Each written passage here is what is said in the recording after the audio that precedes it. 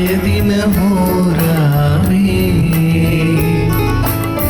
සමිඳුන් ශ්‍රී වචනේ අයදින හෝරාවේ විවර කරනට අවසර දෙනු මැන ශුද්ධාත්මයානනී ශුද්ධාත්මයානනී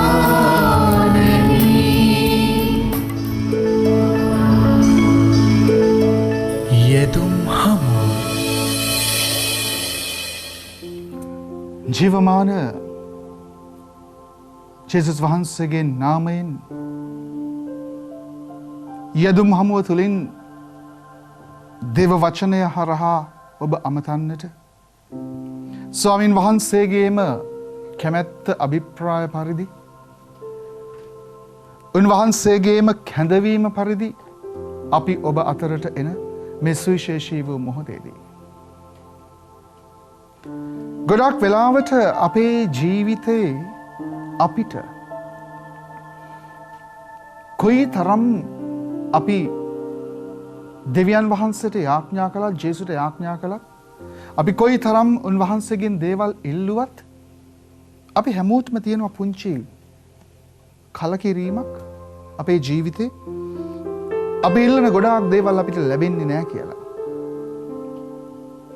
ඒ නිසා අද ආත්මයන් වහන්සේ අපිව මෙහෙයවනු ලබනවා උන්වහන්සේගේ ආදරය තුල අපි හැම කෙනෙක්වම උන්වහන්සේගේ කැමැත්තට අභිප්‍රායට අනුකූලව උන්වහන්සේ හා සමග එකතු වී යදින්නට මේක හරි ලස්සනයි ප්‍රමාන්තනේ. යදුමක් යාඥාවක් යදුමක් හැම විටම දෙවියන් වහන්සේට ප්‍රසන්න වෙන්නට ඕන.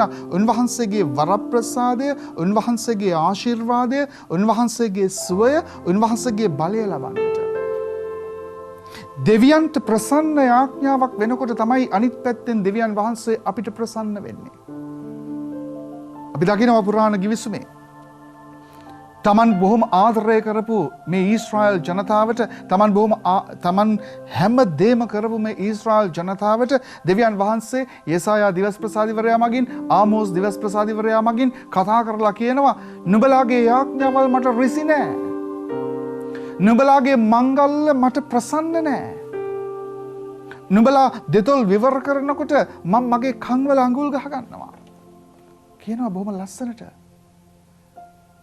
මේ තමන් ආදරය කරපු ජනතාවට දෙවියන් වහන්සේ කියනවා උඹලා මට යාඥා කරන්න එපා. උඹලගේ මංගල්‍ය මං අවමංගල්‍ය කරනවා කියලා යෙසායා දිවස් ප්‍රසාදිවරයා මගින් දෙවියන් වහන්සේ කිව්වේද? ඇයි අපේ යාඥාව අහන්නේ නැත්තේ කියන කාරණාවට අපි පිවිසෙන්නට ඕන. මගේ යාඥාව දෙවියන්ට ප්‍රසන්නයිද? ඔබයි මමයි අහන්නට ඕන.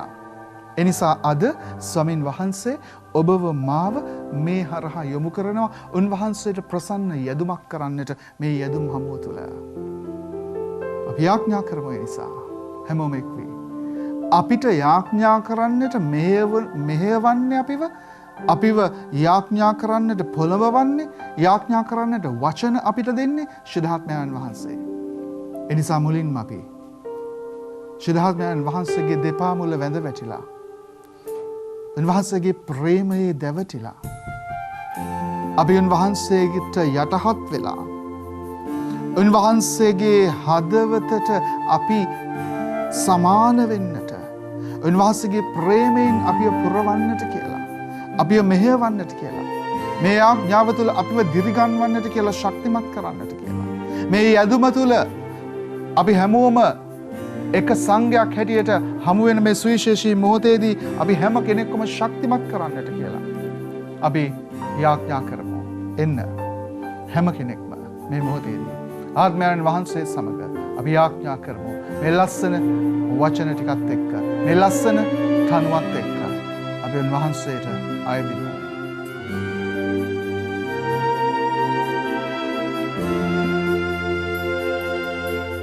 ඔබ පාමුල වැද වැටි ඔබ ප්‍රේමයේ දැවටි ඉන්නම් සදා මා දෙවිඳුනි යටහත් වෙමි හදවත ඔබ හට දෙමි ඔබ ප්‍රේමයෙන් පුරවනු මැනි ශුද්ධතුනේ ඔබ අභිමුවේ සිටින්නම් අභියසේ රැඳෙන්නම් ඔබ ප්‍රේමයෙන් විලීමෙමා සදා ඔබේ මුහුණ මා දකින්නම් හඬ ඔබේ අසන්නම් මගේ ශුද්ධතුනේ පුරවන්න මා සදා මගේ ශුද්ධතුනේ පුරවන්න මා සදා ශිලාත්මයාණනි මේ මොහොතේදී අපි හැම කෙනෙක්ම වහන්සේ පුරවන්න ඔබ වහන්සේගේ ප්‍රේමයෙන් දල්වන්න ඔබ වහන්සේගේ ආලෝකයෙන් එක්සත් කරන්න එකමුතු කරන්න ඔබ වහන්සේගේ සත් වරමින් මේ මොහොතේදී අවබෝධය දැනගන්න දැනුමිතිකම විචක්ෂණය හා ප්‍රඥාව ඔබ වහන්සේ මේ මොහොතේදී අප හැම කෙනෙකුටම දානය කරන්න අපේ ජීවිතයේ තිබෙන්නා වූ නොයෙකුත් දුක් වේදනා ප්‍රශ්න කරදර අපේ ජීවිතයේ තිබෙන්නා වූ ලෙඩ රෝග අපේ ජීවිතයේ තිබෙන්නා වූ විසඳාගත නොහැකි උත්තර නැති ප්‍රශ්නවලට ඔබ වහන්සේ මේ මොහොතේදී විසඳුමක් දෙන්නට හැකිවන පරිදි දේවතාත්තරය අදින්නට දේව පුතාගට ආයාචනා කරන්නට මේ මොහොතේදී අප හැම කෙනෙක්වම හසුරවන්න අපේ වචන ඔබ වහන්සේ මේ මොහොතේදී හසුරවන්න ඔබ වහන්සේගේ බලයෙන් ශක්තියෙන් මේ මොහොතේදී අපි හැම කෙනෙක්වම පුරවන්න ප්‍රභාන්තේනි මේක හරි සුවිශේෂී මොහොතක් අපි ඔබගේ නිවසට පැමිණ සිටිනවා යාඥා කරන්නට ස්වාමීන් වහන්සේගේ ප්‍රශස්ත ගීයෙන් ගායනා කරන මේ සුවිශේෂී වූ මොහොත ඔබගේ නිවස දේව වර ප්‍රසාදයෙන් පිරෙන මොහොතක් ශිදාත්මයන් වහන්සේගේ ආලෝකයෙන් පිරෙන මොහොතක් ඔබේ පවුල්වල තිබෙන්නා වූ ප්‍රශ්න කරදරවලට උත්තර ලැබෙන මොහොතක් විසඳුම් ලැබෙන මොහොතක් ඔබේ රෝගී වූ ජීවිත සුවපත් වෙන මොහොතක් මේක විශ්වාස කරන්න අදහන්න ආත්මයන් වහන්සේ තුළ ඔබ මේ ආකාරයෙන් එක් වෙනකොට එක්සත් වෙනකොට ස්වාමීන් වහන්සේගේ බලයෙන් පරිපූර්ණ වෙනකොට උන්වහන්සේට ප්‍රසන්න යදුමක් බවට ඔබේ යදුම මගේ යදුම අපේ යදුම පත් වෙනකොට ඔබ සුවය ලබන නිදහස් වෙන ගැලවෙන මොහොතක් මේක. එනිසා මේ ගැලවීම ස්වාමීන් වහන්සේගේ ආදරය තුළ මුදා හරින්නට උන්වහන්සේ බලාගෙන සිටිනවා. උන්වහන්සේට ප්‍රසන්න යාඥාවක් අපි කරන්නට. එනිසා අපි ප්‍රසන්න යාඥාවකට අවතීර්ණය වෙමු. ජීවමාන ස්වාමීන් වහන්සේගේ ආදරයට, උන්වහන්සේගේ අසීමිත වූ බලයට, උන්වහන්සේගේ අසීමිත වූ සුවයට අපි මේ මොහොතේදී පාත්‍ර වෙමින් ආත්මයන් වහන්සේට අපි නැවතත් කියමු. ස්වාමිනී අපි ඔබ වහන්සේගේ පාමුල වැඳ වැටෙනවා. ඔබගේ ප්‍රේමයේ අපි දැවටෙනවා. එනිසා මාත් සමග ඉන්න දෙවියනි කියලා අපි යාඥා කරමු. අපි ඔබ වහන්සේට යටහත් වෙනවා මේ වෙලාවේදී. මගේ හදවත මම ඔබ වහන්සේට දෙනවා. ඔබේ ප්‍රේමයෙන් පුරවන්න සුදුතුනේ කියලා අපි කියමු. උන්වහන්සේගේ ආදරයත් එක්ක නැවත වතාවක් භක්තියෙන් යුතුව අපි ගායනා කරමු.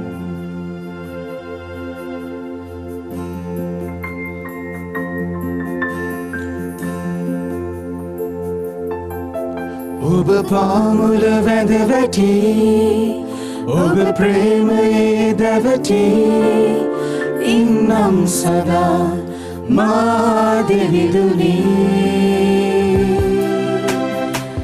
මා යටහත් වෙමි හදවත ඔබ හට දෙමි ඔබ ප්‍රේමයෙන් පුරවනු මැනි ශුද්ධතුනේ ඔබ අභිමුවේ සිටින්නම් අභියසේ රැඳෙන්නම් ඔබ ප්‍රේමයෙන් විලීමෙමා සදා ඔබේ මුහුණ මා දකින්නම් හඬ ඔබේ අසන්නම් මගේ ශුද්ධතුනේ පුරවන්න මා සදා මගේ ශුද්ධතුනේ පුරවන්න මා සදා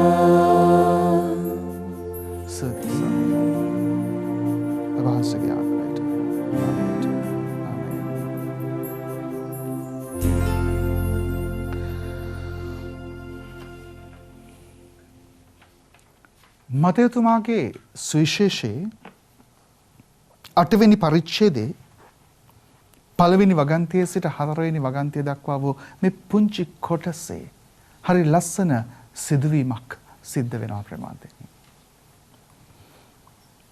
ඒක වාර්තා කරනවා මේ විදිහට. ශුද්ධ මතයතුමා උන්වහන්සේ කන්දෙන් බැස ආ කල මහා ජනකායක් උන්වහන්සේ පසුපස්සේ ගියහ. මහා ජනකායක්. ශුද්ධ බයිබලයේ කියනවා මහා ජනකායක් කියලා. ඒතකොට මහා ජනකායක් කියලා කියන්නේ එක්කෙනෙක් දෙන්නෙක් නෙමෙයි.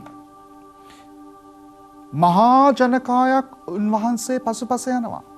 උන්වහන්සේව වට කරගෙන, උන්වහන්සේව මැදි කරගෙන, උන්වහන්සේත් එක්ක කතා බහ කරගෙන, උන්වහන්සේ වල්ලන්නට ස්පර්ශ කරන්නට මේ උන්වහන්සේ කරපු කියපු දේවල් කතා කරගෙන මේ මහා ජනකායක් උන්වහන්සේ පසුපස්සේ යනවා. එකල ලාදුරු රෝගයෙක් උන්වහන්සේ වෙත අවුත් වැඳ වැටි. ලස්සනයි. මේ මහා ජනකායක් උන්වහන්සේව වට කරගෙන යනකොට ලාදුරු රෝගියෙක් දුවගෙන උන්වහන්සේ ළඟට ඇවිල්ලා වැඳ වැටෙනවා. සාමාන්‍යයෙන් ලාදුරු රෝගියෙක් මේ සමාජයට එන්නේ නැහැ. මොකද ඒගොල්ලන්ව නිරපලා කොන් කරලා අයින් කරලා දාලා තියෙන්නේ. ඒගොල්ලෝ පව්කාරයෝ කියලා හංවඩු ගහලා. මොකද ඒගොල්ලෝ අපිරිසිදුයි. මේ රෝගිය බෝ වෙන්නට පුළුවන්. මේක අධික පව්කාරකමක් නිසා ඇතිවෙන්නා වූ රෝගයක් කියලා ඒ වෙනකොට එවකට හඳුනාගෙන තිබුණා. ඒ නිසා ලාදුරු රෝගියෙකුට සාමාන්‍යයෙන් සමාජයට එන්න බෑ. මිනිස්සු අතරට එන්නට බෑ. ඒගොල්ලෝ එනවා නම් සීනුවක් ගහගෙන එන්නට උන හැමෝම එතකොට අයින් වෙනවා. සමහර විට මේ මිනිස්සයා ජේසුස් වහන්සේව අහලා තියෙන්නට ඇති. නමුත් දැනගෙන දැකලා තියෙන්නේ නැතුව ඇති. නමුත් එකපාරට ජේසු ගාවට ඇවිල්ලා දෙපා මුල වැටුනේ කොහොමද මේ මිනිස්සයා? කොහොමද ජේසුව අඳුනගත්තේ ප්‍රේමාන්තයෙන්? හරි සුවිශේෂී. අපි හිතුවොත් මේක එදා මෙහෙම වෙන්න ඇති. අපි නිකන් හිතාගත්තොත් මෙහෙම වෙන්න ඇති. මහා ජනකායක් පිරිවරාගෙන උන්වහන්සේ යනකොට ලාදුරු රෝගියෙක් එනවා.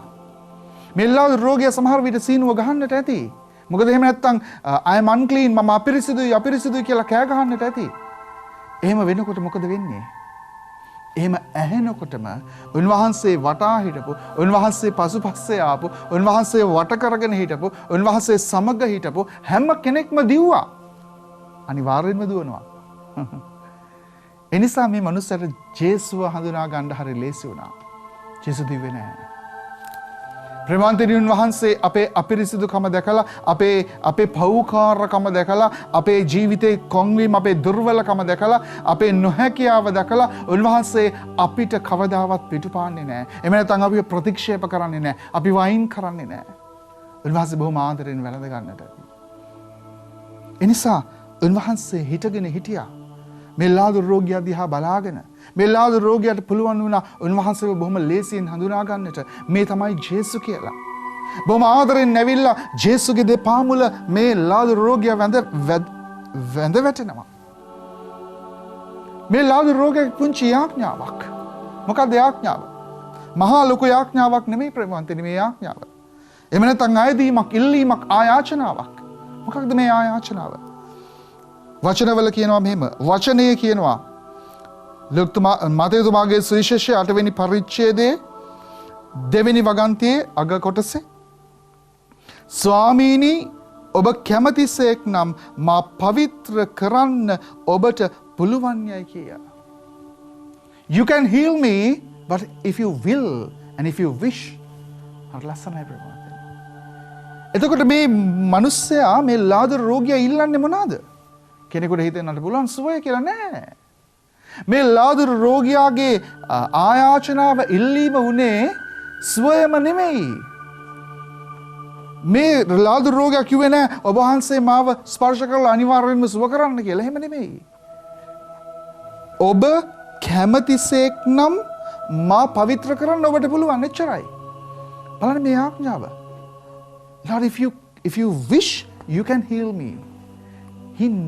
එයා ඉල්ලුවේ නෑ මාව සුව කරන්න කියලා. මාව සුව කරලා දෙන්න ඔබ වහන්සේ කොහොම හරි මේක කරන්න. එහෙම නෑ. සුව කරන්න කියලා ඉල්ලුවෙත් නෑ. කිව්වේ ඒ ආඥාව තුළ මන් දන්නවා ස්වාමීනි ඔබට මාව එක ස්පර්ශයකින් සුව කරන්න පුළුවන් කියලා. මන් දන්නවා ඔබ මහා බල සම්පන්නයි කියලා. මන් දන්නවා ඔබ වහන්සේ මහා පුදුමාකාර ශක්තියකින් බලයකින් තියෙනවා ඉන්නවා කියලා. මන් දන්නවා ඔබ වහන්සේ මරලවුන්ව නැගිට්ටෙව්වා කියලා. මන් දන්නවා ඔබ වහන්සේ කොරුන්ව ඇවිද්දෙව්වයි කියලා. මන් දන්නවා ඔබ වහන්සේ මහා විශ්ම කර්මයන් කෙරුවා කියලා. එනිසා මන් දන්නවා ඔබ වහන්සේට මේක කරන්න පුළුවන් කියලා. නමුත් ඒක නෙමෙයි. ඔබ වහන්සේට කැමති නම් මේක ඔබ වහන්සේගේ කැමැත්ත නම් මේක ඔබ වහන්සේගේ ප්‍රාර්ථනාව නම් එක වචනයක් කියන්නේ ඇති. That's the disposition of our prayer. මේක තමයි යාඥාව කියලා කියන්නේ. ජොම්තුමාගේ හසුනේ පළවෙනි හසුනේ 5 වෙනි පරිච්ඡේදයේ 14 වෙනි වගන්තිය අපිට ජොම්තුමා හරිම ලස්සනට මේක විස්තර කරනවා මේ විදිහට. ජොම්තුමාගේ හසුනේ පළවෙනි හසුනේ 5 වෙනි පරිච්ඡේදයේ 14 වෙනි වගන්තිය උන්වහන්සේ ඉදිරියේ අපට තිබෙන නිසකකම නම් මොකක්ද? දෙවියන් වහන්සේ ඉදිරියේ අපට තියෙන නිසකකම. නිසකකම කියන්නේ ස්ථීරතාව. අපිට දෙවියන් වහන්සේ ළඟ ඉද්දි අපිට දෙවියන් වහන්සේ ගැන තියෙන ස්ථීරත්වය, නිසකකම, පූර්ණත්වය තමයි මොකක්ද? අප උන්වහන්සේගේ කැමැත්ත ලෙස යමක් ඉල්ලුවොත් උන්වහන්සේ අපේ ඉල්ලීම අසන බවය. ජොම්තුමා හරිම ලස්සනට මේක පැහැදිලි කරනවා. ජොම්තුමා කියනවා ඔබේ ආඥාවන් අසනවා දෙවියන් වහන්සේ. ඔබේ ආඥාවන් දෙවියන් වහන්සේ ඉෂ්ට සිද්ධ කරනවා. ඔබේ ආඥාවන් දෙවියන් වහන්සේ හැම මොහොතකම ක්‍රියාත්මක කරනවා. ඒ නිසා ඔබ කරන්නට ඕනේ ඉල්ලන්න නෙමෙයි. දෙවියන් වහන්සේ කැමතිද නැද්ද කියලා බලන්නට. දෙවියන් වහන්සේගේ කැමැත්තට ඔබ ඉල්ලන දේ අනුකූලයිද කියලා බලන්න. දෙවියන් වහන්සේගේ කැමැත්තට. එනිසා දෙවියන් වහන්සේගේ කැමැත්තට අනුකූලද නැද්ද කියලා බලන්නේ නැතුව, උන්වහන්සේගේ කැමැත්ත විමසන්නේ නැතුව, උන්වහන්සේගේ කැමැත්ත හොයන්නේ නැතුව ඔබයි මමයි ඔබට මට ඕන දේ විතරක්ම ඉල්ලුවොත් එයින් ඇති ප්‍රයෝජනය මොකක්ද? එක නිවසකට මං යනවා. හරි අභාග්‍ය සම්පන්න අවස්ථාවක්.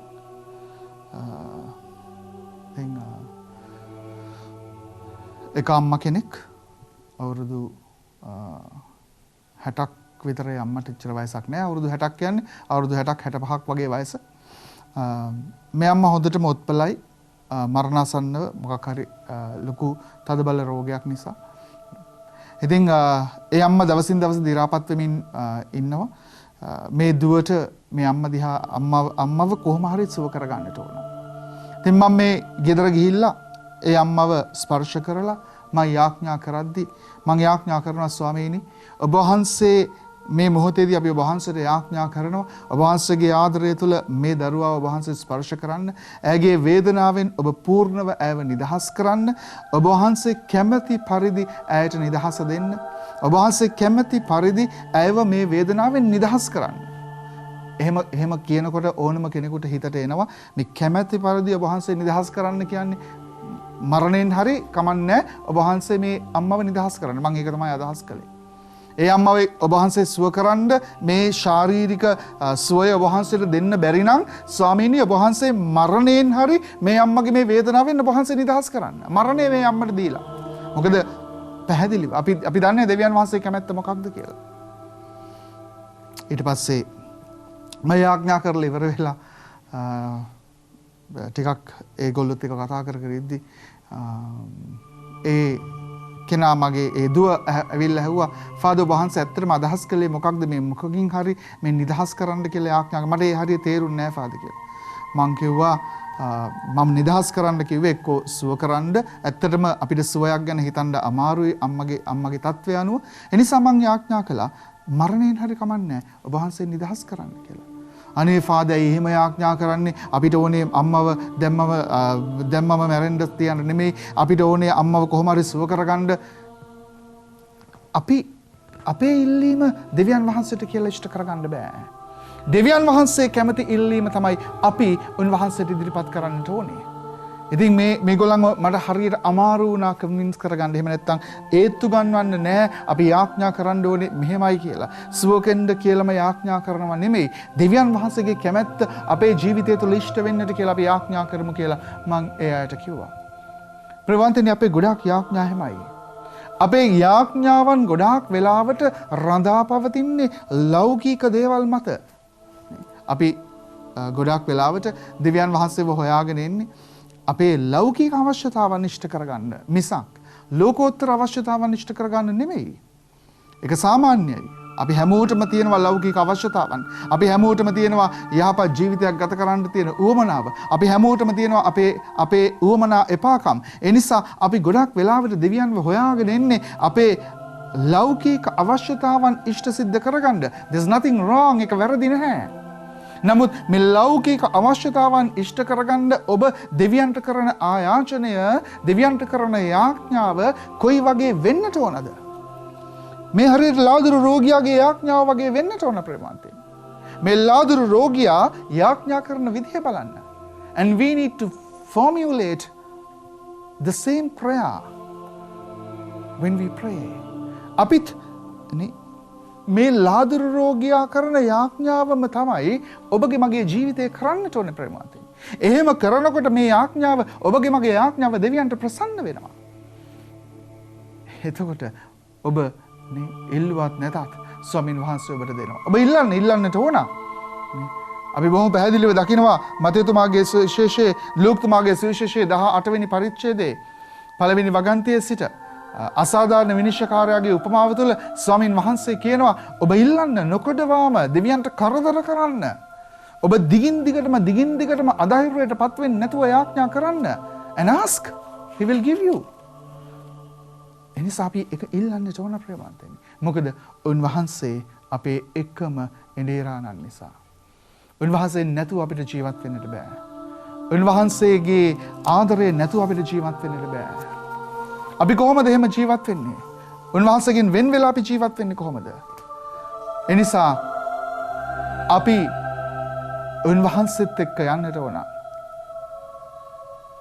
අපේ ජීවිතේ හැම මොහොතකම උන්වහන්සේත් එක්ක අපි ඉන්නට ඕන. අපේ ජීවිතේ හැම මොහොතකම. එනිසා ස්වාමීනි ඔබ වහන්සේගෙන් වෙන් වෙලා අපිට කටයුතු කරන්නට බෑ. ස්වාමීනි ඔබ වහන්සේගෙන් ඉවත් වෙලා අපිට කටයුතු කරන්න දන්නේ නැහැ. මොකද අපේ අවශ්‍යතාවන් අපිට ඉෂ්ට කරගන්නට බෑ. අපේ උවමනා එපාකම් අපිට විතරක් ඉෂ්ට සිද්ධ කරගන්නට බෑ. සමහර දේවල් අපි කොච්චර මුදල් වියදම් කළත් අපිට ලබා ගන්නට බෑ. සමහර වෙලාවට අපේ ජීවිතේ ප්‍රශ්න කොයි තරම් තිබුණත් මුදල් වලින් ඒ ප්‍රශ්න විසඳගන්නට බෑ. අපේ පවුලේ සතුට ප්‍රීතිය කියන දේ මුදල් වලින් අපිට ගන්නට බෑ. එනිසා ස්වාමීනි ඔබ වහන්සේ විතරමයි දන්නේ මගේ අවශ්‍යතාවන්. ඔබ වහන්සේ විතරමයි මගේ උවමනා එපාකම් දන්නේ. එනිසා ඔබ වහන්සේගෙන් වෙන් වෙලා මට කටයුතු කරන්නට බෑ කියන හැඟීම ඔබට මට එන්නට ඕන ප්‍රේමවන්තයනි. මේ මොහොතේදී අපි එනිසා යාඥා කරමු. මේ වචන තුල හැමෝම මේ වචන ටික අයිති කරගන්න. මේ වචනත් එක්ක අපි වරක් ගැයීම දෙවරක් යැදීමක්. එනිසා මේ යදුම් හමුව තුළ අපි එකතු වෙන්නේ ස්වාමීන් වහන්සේට යදින්නට නිසා උන්වහන්සේගේ යදුමත් එක්ක අපි එකතු වෙලා යාඥා කරමු. මේ වචනත් එක්ක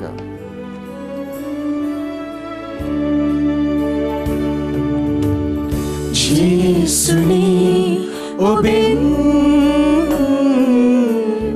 වෙන් වෙලා ඉතින්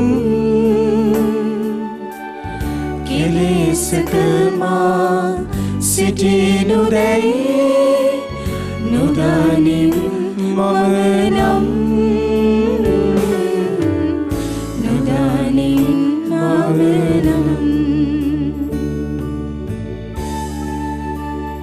ඔබගේ මගේ ජීවිතයේ යන හැම මගකම ස්වාමින් වහන්සේ ඔබත් එක්ක මාත් එක්ක අත්වැල් බැඳ ගන්නවා.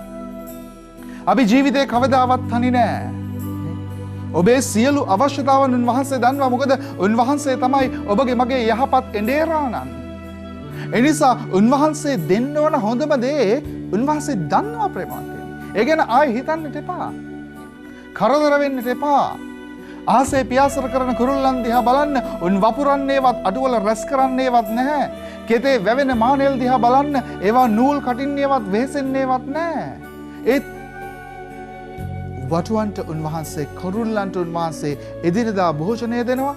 මල් සලොමොන්ටත් වඩා උන්වහන්සේ සරසනවා. එන කරදර වෙන්නට එපා. දෙවියන්ගේ කැමැත්තට සංරක්ෂණයට ඔබේ ජීවිතය බාර කරන්න. ඔබේ අවශ්‍යතාව උන්වහන්සේට කියන්න. ඒත් උන්වහන්සේගේ කැමැත්ත ඔබේ අවශ්‍යතාවය තුළ සොයන්න.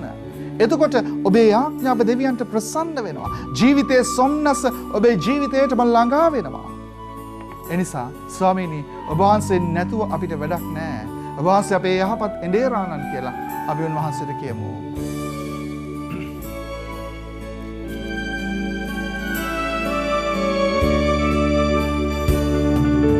මායන මග ඔබ මා සමගයි එඬේරෙකු ලෙසින් මට මග පෙන්වයි. මායන මග ඔබ මා සමගයි එඬේරෙකු ලෙසින් මට මග පෙන්වයි. ජීවිතයේ සොම්නසම වෙතටම ගෙනෙයි. ඔබ නැති වූ විට මා නොව අඳුරම ඔබෙන් වෙන් වෙලා ඉතින් කෙලෙසක මා සිටිනු දැයි නොදනිම් මම නම් නොදනිම් මම නම්. අපේ යාඥාව දෙවියන්ට ප්‍රසන්න යාඥාවක් වෙනකොට අපේ යදුම දෙවියන්ට ප්‍රසන්න යදුමක් වෙනකොට උන්වහන්සේ හැම මොහොතකම අපේ යදුමට උන්වහන්සේ ප්‍රතිචාර දක්වනවා ප්‍රමාණය. ඒ අපි උන්වහන්සේ මත තියෙන ඇදහිල්ලට මේ ලාදුරු රෝගියා උන්වහන්සේ මත තැබුවා වූ ඇදහිල්ල තමයි ඒ ලාදුරු රෝගියාගේ සුවයට කාරණාවක් වෙන්නේ. ඇදහිල්ල. I know that you can heal me, but if you wish and will. මන් දන්නවා ස්වාමීන් වහන්සේට මාව සුව කරන්නට පුළුවන් කියලා. ඒත් ඔබ වහන්සේ කැමති නම්. ඒක ඔබ වහන්සේගේ ප්‍රාර්ථනාව නම්. අර ලස්සනයි ප්‍රේමාන්තේ. මේ වගේම අපි ලස්සනට දෙයක් දකිනවා. ඒ තමයි ශද්‍රක් මේෂක් අබෙද්නගෝ කියන මේ තරුණයන් තුන්දෙනාව උන්වහන්සේ බේරගන්නවා මේ මහා ගිනි උදුනකින්. නැයි ඒ කොහොමද? මොකද මේ ශද්‍රක් මේෂක් අබෙද්නගෝ කියන මේ තරුණයන් තුන්දෙනා නෙබුකද්නසාර් රජුට අභියෝග කරනකොට එයා කියන්නේ මෙහෙමයි. මගේ දෙවියන් වහන්සේ දෙවි කෙනෙක් ඉන්නවා නම් මේ මහා ගිනි උදුනෙන් අපිව ගලව ගන්නට ඒ අපේ දෙවියන් වහන්සේ විතරයි. බලන්න ඇදහිල්ල. It's okay. ඔබ මේ ගිනි උදුනට දාන්න. But if it is not the will of God at this time, මේක අපිව මේ ගිනි උදුනෙන් බේරා ගැනීම මේ අවස්ථාවේදී දෙවියන් වහන්සේගේ කැමැත්ත නොවුනත් අපි ඒක කරන්නේ නැහැ. අපි දන්නේ නැහැ. ඒගොල්ලෝ හරි පැහැදිලි එතනදී. ඒගොල්ලෝ කියනවා දෙවියන් වහන්සේගේ කැමැත්ත මොකක්ද කියලා ඔබවත් මමවත් දන්නේ නැහැ. නමුත් මේ අවස්ථාවේදී මේක දෙවියන් වහන්සේගේ කැමැත්ත නම් අපිව පුච්චලා මරන්නට ඔබට බෑ. දෙවියන් වහන්සේගේ කැමැත්ත අපි ගැලවීම නම් මේ ගිනි උදුනෙන් අපි නිදහස් වීම නම් මේ ගිනි උදුනෙන් අපි එළියට ඒම නම් දෙවියන් වහන්සේගේ කැමැත්ත ඒක නම් උඹට බෑ අපිව පුච්චලා මරන්න. මාර අභියෝගයක් නේ ප්‍රේමාන්තේ. ඒක තමයි යාඥාව කියලා කියන්නේ. අපිත් ඒ විදිහටම එකතු වෙන්නට ඕන මේ අවස්ථාවේදී මේ වෙලාවේදී. ඒ නිසා අපිත් එකතු වෙමු. ස්වාමින් වහන්සේත් එක්ක මේ වෙලාවේදී කියන්නට අපිටත් තියෙනවා ගොඩාක් ගිනි උදුනක්. සමහර වෙලාවට ජීවිතයේ ප්‍රශ්න කරදර වේදනාවන් එකතු වෙලා මහා ගිනි ගොඩක ඔබයි මමයි ජීවත් වෙනවා වගේ දැන් දැනෙනවා. සමහර වෙලාවට ඔබ හුදකලා වෙලා ඔබේ දරුවෝ ඔබ අතහැරලා දාලා ගිහිල්ලා ඔබ තනියම නේ වයසක අම්මා කෙනෙක් වෙන්නට පුළුවන් මේක බලන්න මේ වෙලාවේදී වයසක ආච්චි කෙනෙක් වෙන්නට පුළුවන් මේක බලන මේ අවස්ථාවේදී අම්මේ ආච්චිය ඔබට හිතෙනවා ඔබේ දරුවෝ ඔබ අතහැරලා දාලා ගිහිල්ලා සමහර වෙලාවට කවුරුත්ම නැහැ ඔබට නිකන් ටීවී එකත් එක්ක විතරයි ඔබ ඉන්නේ නෑ ස්වාමීන් වහන්සේ මේ වෙලාවේදී ඔබේ මේ ජීවිතයේ මේ ගින්දර අහගෙන ඉන්න වෙලාවක් එනිසා මේ ගින්දර ස්වාමීන් වහන්සේට දෙන්න උන්වහන්සේගේ කැමැත්ත ඒක නම් උන්වහන්සේ ඔබව අනිවාර්යෙන්ම මේ ගින්නෙන් නිදහස් කරයි ඔබගේ අපි ඒ නිසා යාඥා කරමු ඔබ වහන්සේ කිසිදාක අපිව අත්හරින්නේ නෑ ස්වාමීනි සියලු අවශ්‍යතාවන් ඔබ වහන්සේ විතරමයි දන්නේ. ඒ නිසා ජීවිතයේ ජය මාවත වෙත ගෙනියන්නට පුළුවන් ඔබ වහන්සේට විතරයි. අපි ඔබ වහන්සේට අපිව බාර දෙනවා ස්වාමීනි කියලා. අපි හැම කෙනෙක්ම කියමු.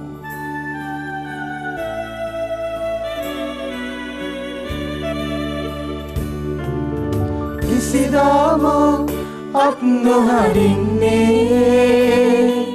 සියලු අවැසි මාහට ලැබ දෙන්නේ කිසිදාම අත් නොහරින්නේ සියලු අවැසි මාහට ලැබ දෙන්නේ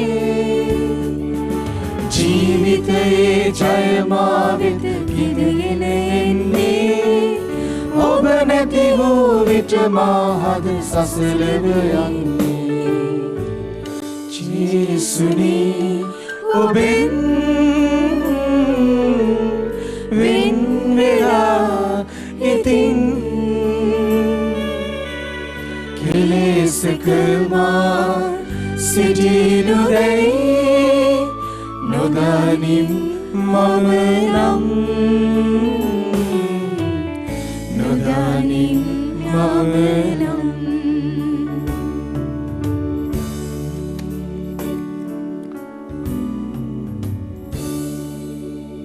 ප්‍රවාන්තේනි ස්වාමින් වහන්සේගේ කැමැත්ත අභිප්‍රාය හොයාගෙන අපි කරන මේ යෙදුම තුළ උන්වහන්සේ ඔබට මට දෙන බලාපොරොත්තුව ඔබගේ මගේ ජීවිතයට හරි වටිනවා. එනිසා අපි ගොඩක් වෙලාවට යාඥා කරන්නට කලින් අපි වාඩි වෙන්නට ඕනේ උන්වහන්සේගේ කැමැත්ත හොයන්නට. ජේසුස් වහන්සේ ලස්සන යාඥාවක් උගන්වනවා අපි හැමෝටම. අපි හැමෝම නිතර මේ යාඥාව කියනවා. අපි කියනවා that's the model of all prayers කියලා. ඒ නිසා මේ තමයි අපිට ස්වාමින් වහන්සේ තමන්ගේ ගෝලයන්ට යාඥා කරද්දී ඔගොල්ලෝ මේ විදිහට යාඥා කරන්නට ඕනේ. ඒ කියන්නේ ඔබේ යාඥාවේ අඩංගු විය යුතු අන්තර්ගත විය යුතු කරුණු කාරණා මේවායි කියලා උන්වහන්සේ බොහොම ලස්සනට පැහැදිලි කරලා දුන්නා. එතනදී උන්වහන්සේ මුලින්ම කියන්නේ දෙවියන් වහන්සේගේ නාමයට ප්‍රශංසා කරන්නට කියලා. ඊට පස්සේ උන්වහන්සේ අපිට කියන්නේ උන්වහන්සේගේ කැමැත්ත හොයන්න, උන්වහන්සේගේ අභිප්‍රාය හොයන්න කියලා. එනිසාම ප්‍රේමවන්ත සහෝදර සහෝදරියනි, ස්වාමින් වහන්සේ ඔබගේ මගේ ජීවිතේ මේ වෙනකොට ඔබයි මමයි අත්විඳින ජීවිත තත්වයන්, ඔබගේ මගේ ජීවිතේ තියෙනා වූ වේදනාවන්, ඔබගේ මගේ ජීවිතේ තිබෙනා වූ සමහර වෙලාවට ප්‍රශ්න කරදර, අපි විසින්ම ඇති කරගත්තා වූ තත්වයන් හමුවේ අපි දැන් දෙවියන්ට යාඥා කරනවා. මේ යාඥාව දෙවියන්ට ප්‍රසන්නයිද? ඒ නිසා අපි මේ යාඥාව දෙවියන්ට ප්‍රසන්න කරගමු. දෙවියන්ට ප්‍රසන්න කරගත්ත යාඥාවක් අපි උන්වහන්සේට මේ මොහොතේදී පුද කරමු. දෙවියන්ට ප්‍රසන්න වෙන්නේ ඔබේ යාඥාව කොහොමද? මුලින් ඔබ ඔබේ තත්වය තේරුම් ගන්න. ඔබ ඔබේ ප්‍රශ්නය තේරුම් ගන්න. ඔබ ඔබේ ගැටලුව තේරුම් ගන්න. ඔබ ඔබේ රෝගය තේරුම් ගන්න. ඒ බාර ගන්න. ලාදුරු රෝගියා කෙලින්ම ස්වාමින් වහන්සේට අණ කළේ නැහැ. මේක ඉල්ලීමක්. ලාදුරු රෝගියා ස්වාමින් වහන්සේ ළඟට ඇවිල්ලා බොහොම ලස්සනට කියනවා ස්වාමීනි ඔබ කැමතිසේක් නම් මා පවිත්‍ර කරන්න ඔබට පුළුවන්ය. එච්චරයි. මේ වෙලාවේදී අපි කියමු ස්වාමින් වහන්සේට ජීවමාන ස්වාමීනි වහන්සේ දන්නවා අපේ ගෙදර ප්‍රශ්නය. ඔගොල්ලෝ කියන්නේ මේ වෙලාවේදී අත් දෙක වැඳ ගන්න. මේක අපි යදින මෙහෙතක්, යදුම් හමුවක්. යදුම් කියලා කියන්නේ අපි යදින්නට එකතු වෙලා ඉන්නේ. නිසා ඔබේ අත් දෙක වැඳ ගන්න මේ වෙලාවේදී. ජීවමාන ස්වාමින් වහන්සේ මේ වෙලාවේදී ජීවමාන ඔබේ නිවසේ වැඩ සිටිනවා. එදා ලාදුරු රෝගියා ඉදිරියේදී ජේසුස් වහන්සේ හිටියා වගේ මේ වෙලාවේදී ඔබේ අභියස උන්වහන්සේ වැඩ සිටිනවා. මොකද උන්වහන්සේ කියනවා දෙදෙනෙක් හෝ තිදෙනෙක් මාගේ නාමයෙන් රැස් වන්නේද එතන මා ඔබ සමග සිටිමි කියලා. අපි පිරිසක් මේ වෙලාවේදී ඔබත් එක්ක එකතු වෙලා ඉන්නේ. එනිසා ඔබේ නිවසේ මේ වෙලාවේදී ජේසුස් වහන්සේ වැඩ සිටිනවා. උන්වහන්සේගේ දෙපා මුල වැඳ වැටිලා කියන්න. ස්වාමීනි ඔබ වහන්සේ දන්නවා ඔබගේ මගේ ජීවිතේ ප්‍රශ්නය. ඔබ වහන්සේ දන්නවා මගේ ජීවිතේ කඳුල. ඔබ වහන්සේ දන්නවා මගේ ජීවිතේ වේදනාව. ඔබ වහන්සේ දන්නවා මගේ ජීවිතේ අහිමිවීම. ඔබ වහන්සේ දන්නවා මගේ ජීවිතේ නොහැකියාව. ඔබ වහන්සේ දන්නවා මගේ ජීවිතේ ඇබ්බැහිකම. ඔබ වහන්සේ දන්නවා අපේ පවුලේ තිබෙනා වූ අසමාදානය. අපේ පවුලේ තිබෙනා වූ විරසකය ඔබ වහන්සේ දන්නවා. එනිසා ස්වාමීනි ඒත් අපි දන්නේ නැහැ ඔබ වහන්සේගේ කැමැත්ත මොකක්ද කියලා. කියන්න ප්‍රමාණතින්. අපි දන්නේ නෑ මේ වෙලාවේදී ඔබ වහන්සේ මොන වගේ වැඩ කටයුත්තක නියැලෙනවද කියලා. අපි දන්නේ නෑ ස්වාමීනි ඔබ වහන්සේ මේ වෙලාවේදී අපිට ප්‍රාර්ථනා කරන්නේ මොකක්ද කියලා. ඒත් ස්වාමීනි අපි ඔබ වහන්සේට මේ වෙලාවේදී බාර කරනවා. අපි දන්නවා ඔබ වහන්සේට පුළුවන් කියලා. අපේ වේදනාව සහනයක් බවට පත් කරන්නට. අපි දන්නවා ඔබ වහන්සේට පුළුවන් කියලා අපේ අසරණකම ඔබ වහන්සේගේම සරණයෙන් පුරවලා එය නැති කරලා දාන්න. අපි දන්නවා ඔබ වහන්සේට පුළුවන් කියලා එක නිමේෂයකින් එක වචනයකින් එක ස්පර්ශයකින් මගේ ශරීරයේ තිබෙන්නා වූ පිළිකාව මගේ ශරීරයේ තිබෙන්නා වූ සියලු අවයවන් වල තිබෙන්නා වූ අක්‍රියත්වය අක්‍රිය වෙලා තියෙන මගේ ශරීරය ලෙඩ වෙලා රෝගී වෙලා තියෙනා වූ මගේ අවයවයන් රෝගී වෙලා තිබෙන්නා වූ මගේ ශෛලයන් මගේ ජීවිතේ අක්‍රියව පවතින හැම අවයවයක්ම ඔබ වහන්සේගේ එකදු ස්පර්ශයකින් සක්‍රිය කරන්නට පුළුවන් බව මම දන්නවා. මගේ මැරුණු ජීවිතයට ප්‍රාණයක් දෙන්නට පුළුවන් බව මම දන්නවා. මගේ ජීවිතේ මේ ප්‍රශ්නේදී කඳුලේදී වේදනාවේදී මම දන්නවා ඔබ වහන්සේට මාව බලවත් කරන්නට පුළුවන් කියලා, ශක්තිමත් කරන්නට පුළුවන් කියලා, සුවපත් කරන්නට පුළුවන් කියලා, නැවත වතාවක් මම නැගිටවන්නට පුළුවන් කියලා. කඩාගෙන වැටලා තියෙන ආර්ථිකයේ හමුවේ ස්වාමීනි මම දන්නවා ඔබ වහන්සේගේ එක වචනයකින් මගේ මුළු ආර්ථිකමය ගොඩනගෙනවා කියලා. මගේ ජීවිතේ සෞභාග්‍යයෙන් පිරෙනවා කියලා. ඒත් ස්වාමීනි මන් දන්නේ නැහැ ඔබ වහන්සේගේ කැමැත්ත මොකක්ද කියලා. මන් දන්නේ නැහැ ඔබ වහන්සේ මට මේ වෙලාවේදී නියම කරලා තියෙන කුරුසය මේකද කියලා.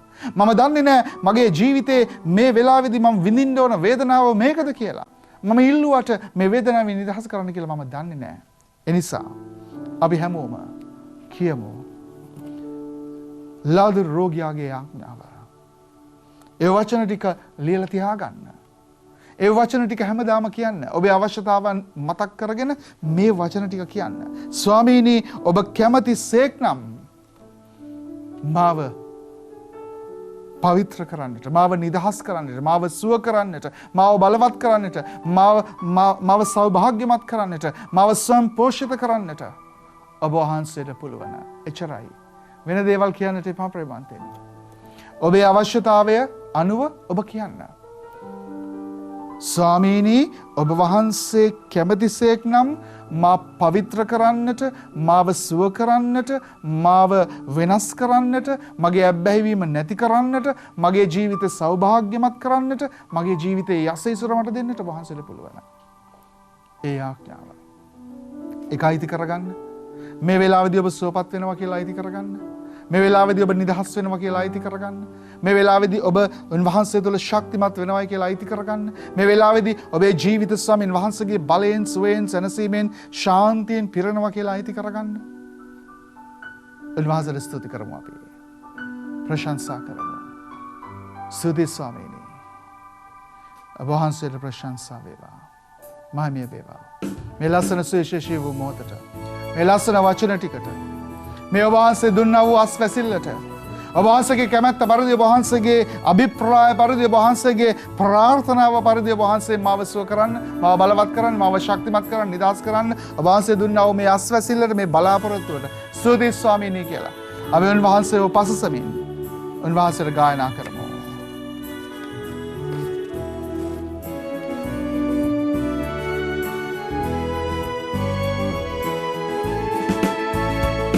Sum veva, stuti veva, Jesu ni oba hataniti pase sum imi veva, mahime veva, prashansa veva, Jesu ni oba hataniti mahime imi veva. අපේ ජීවිතයේ හැම මොහොතකම උන්වහන්සේගේ බලයෙන් ශක්තියෙන් පෙරෙනකොට අපේ ජීවිතයේ හැම මොහොතකම කඳුල අපෙන් නැති වෙලා සිනහව අපි තුල නැවත වතාවක් උත්පාදනය වෙනවා. සරණයක් වෙන්නට අපිට කවුරු නැති වුණත් ස්වාමින් වහන්සේ ඔබව මාව හොයාගෙන ඇවිල්ලා ඔබගේ මගේ නිවසටම ඇවිල්ලා මේ වෙලාවේදී ඔබේ නිවසටම ඇවිල්ලා උන්වහන්සේ කියනවා ඔබේ ප්‍රසන්න වූ මේ ආඥාවට යදුමට පුතේ මං ඔබට උත්තරයක් දෙන්නම් කියලා. ඒ උත්තරය අයිති කරගන්න මේ වෙලාවේදී. ආදරණය කළ සමදෙනා මාත් හැරදා තනි කළා ජේසුනි ඔබ මා අසලින් සිට සතුට සැපත මා අට දුන්නා ජේසුනි ඔබ මා අසලින් සිට සතුට සැපත මා අට දුන්නා සුම් වේවා ස්තුති වේවා ජේසුනි ඔබට නිති පැසසුම් හිමි වේවා මහිම වේවා ප්‍රශංස වේවා ජේසුනි ඔබට නිති මහිම හිමි වේවා ස්තුති කරමු අපි ජීවමාන ස්වාමීන් වහන්සේට අපි හැමෝම එකතු වෙලා උන්වහන්සේට අපගේ ස්තුතිය අපගේ ප්‍රශංසාව පුද කරමු ශෝධි ස්වාමීන් වහන්සේට මම වේවා ජේසුනි වහන්සේට ඔබ වහන්සේ අපිත් එක්ක ඉන්නමින් අපව ශක්තිමත් කරමින් අපිව බලවත් කරපු නිසා මේ මොහොතේදී අපි හැම කෙනෙක්ම වහන්සේගේ අසීමිත වූ වර ප්‍රසාදයෙන් පුරවපු නිසා මේ නිවසට මේ මොහොතේදී ඔබ වහන්සේගේ සියලු වර ප්‍රසාදයන් දානය කරන්න ඔබ වහන්සේගේ අභිප්‍රාය පරිදි ඔබ වහන්සේගේ කැමැත්ත පරිදි ස්වාමීනි මේ හැම කෙනෙක්ම ඔබ වහන්සේ ස්පර්ශ කරන්න ඔබ වහන්සේ සුවපත් කරන්න ඔබ වහන්සේගේ නිරන්තර වූ ආධාරයට ඔවුන් හැම කෙනෙක්ම පාත්‍ර කරගන්න ස්වාමීනි ස්තුති ස්වාමීනි වහන්සේට මම මේ වේවා ජේසුනි වහන්සේට නිරන්තර වූ වහන්සේගේ ආදරයට ඔබ වහන්සේ උන්ට දෙන්නා වූ සුවයට ඔබ වහන්සේ උන්ට දෙන්නා වූ බලයට මේ මොහොතේදී උන්වහන්සේගේ අසීමිත වූ ආශිර්වාදයෙන්ද බලයෙන්ද සුවයෙන්ද ශක්තියෙන්ද ඔබගේ ජීවිත උන්වහන්සේ ස්පර්ශ කරන නිසා බලවත් කරන නිසා ස්තුති ස්වාමීනි වහන්සේට මම මේ වේවා නිරන්තරයෙන් ශක්තිය කඳුලින් සුසුමින් පිරුණු දිවියට සරණ වන්නට කෙනෙක් නැති විට ජේසුනි ඔබ මා අසලින් සිට දිරිය සවිය මා අට දුන්නා ජේසුනි ඔබ මා අසලින් සිට දිරිය සවිය මා අට දුන්නා සුම් වේවා ස්තුති වේවා ජේසුනි ඔබට නිති පැසසුම් හිමි වේවා මහිම වේවා ප්‍රශංස වේවා ජේසුනි ඔබට නිති මහිම හිමි වේවා ජේසුනි ඔබට නිති මහිම හිමි වේවා ජේසුනි ඔබට නිති මහිම හිමි වේවා